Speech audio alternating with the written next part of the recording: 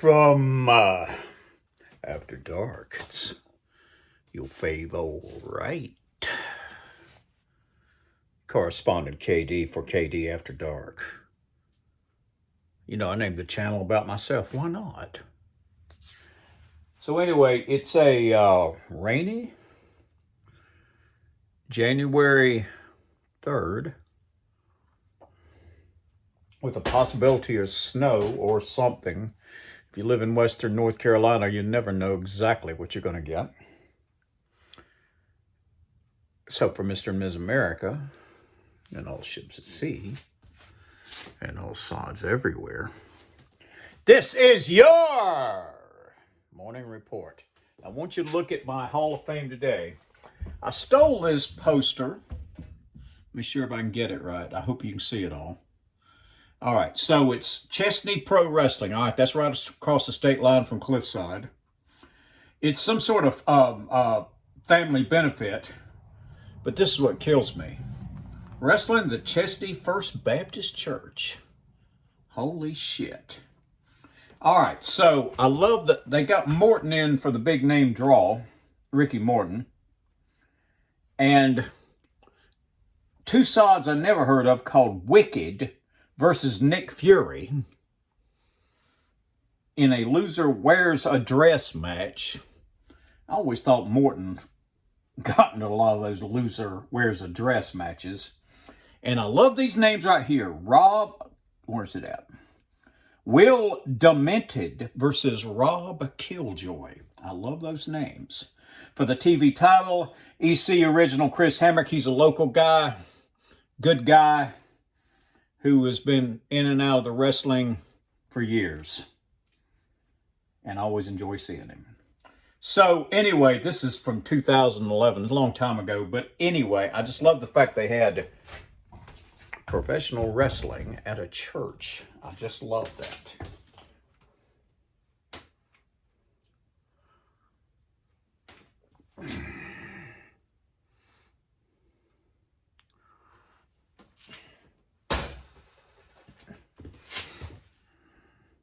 I'm looking at myself in the camera and I think I need to get a shave. Maybe one of these days I will. Let's continue with Rogue Warrior, Richard Marcinko, the leader and originator of SEAL Team 6. He's addressing the newly formed SEAL Team 6, and I want to go a little bit further. If you remember yesterday, he was talking about if there's an accident, if you do something stupid, I'll just kill you. I love that. So I will begin right there. I will waste you. Believe me, it's easy to rig a fatal accident, and I will waste you. You will be history. Your loyalty must be first and foremost to your partner, your squad, your platoon, and the team. I am the law. Gentlemen, and my law is simple. There will be unit fucking integrity. There was absolute silence. Good, I had their attention. I hunched my back and slipped into my Godfather mode, speaking in a passable Vito a Marlon Brando accent. Vito Corleone. Boy, I sound like a hick. That's probably because I am. This command will be like a freaking mafia. I am the capo. I make the offer nobody refuses, and I will take care of everyone. What's more, we're a family, and you never talk family business outside the family. You got a problem, you come to me before you go anywhere else. You come to me first. That might be the worst veto I ever heard. Anyway, I shall continue that tomorrow. An inspirational figure. I sure do hope we got guys like this in the military today. I know some guys who have been in the military that were like that, and I love them. Let's continue with the Hustler Joke Book. Everybody loves the Hustler Joke Book. Everybody loves the cover, too. I'm so glad I could show her to you because her tittage is great, but no nipples because you can't handle it. Okay.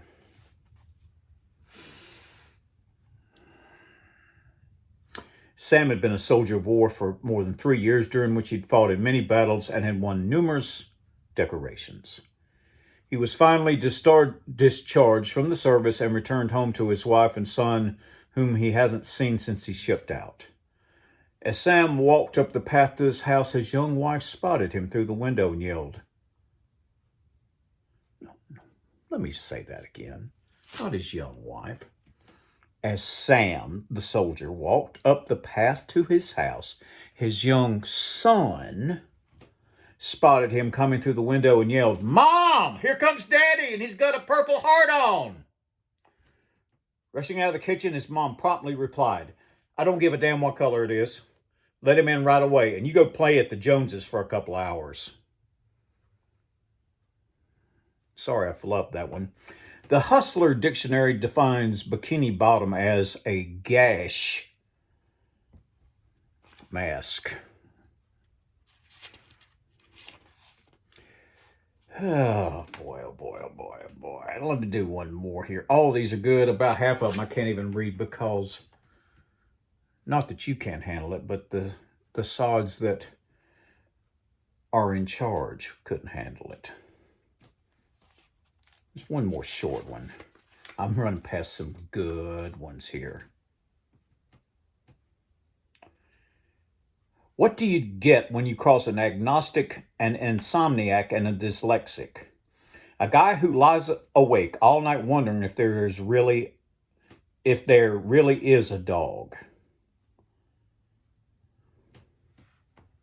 That sucks so bad, I'm going to do another one.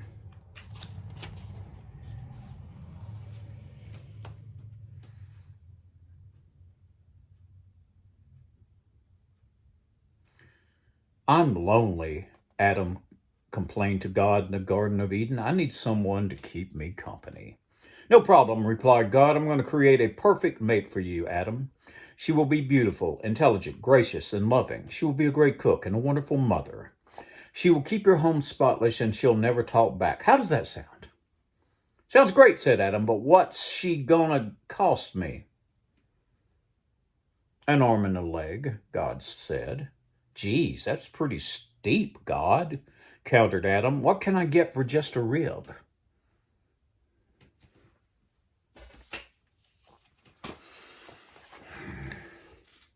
Chosen by Larry Flint personally.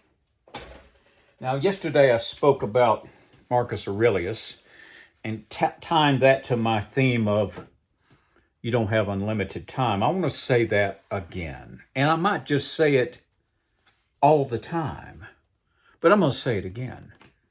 Marcus Aurelius, from his book Meditations, which I highly recommend, you could leave life right now. Let that determine what you do and say and think. One other thing, and I'm going to give my interpretation of this. Are you listening? Wow, I sound like I'm teaching school again. Some things are rushing into existence, others out of it. Some of what now exists is already gone. Change and flux constantly remakes the world, just as the incessant progression of time remakes eternity. We find ourselves in a river. Which of the things around us should we value when none of them can offer a firm foothold? Like an attachment to a sparrow, we glimpse it and it's gone. So let me give you the KD interpretation of how I'd like to reflect upon that. Not just Marcus Aurelius's meaning, however, I think it's the true intent. Let's say I'm standing on the riverbank, and let's just imagine that the river going by represents time and the past, and I'm just right here in the present. The future's coming down, but I'm watching the past as it goes by. I look away for a second. I look back at the river and everything's gone. I look away again and it's gone again. Life is transitory. you can't be so attached to the past that you shouldn't live in the moment today. Now, tying into that, let's see if you'll say it with me. Yeah. Take my sip of coffee.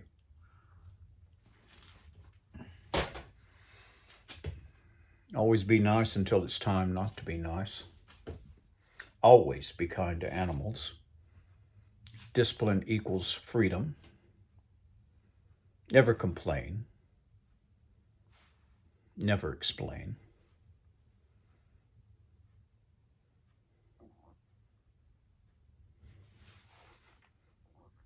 You don't have unlimited time, don't you know that?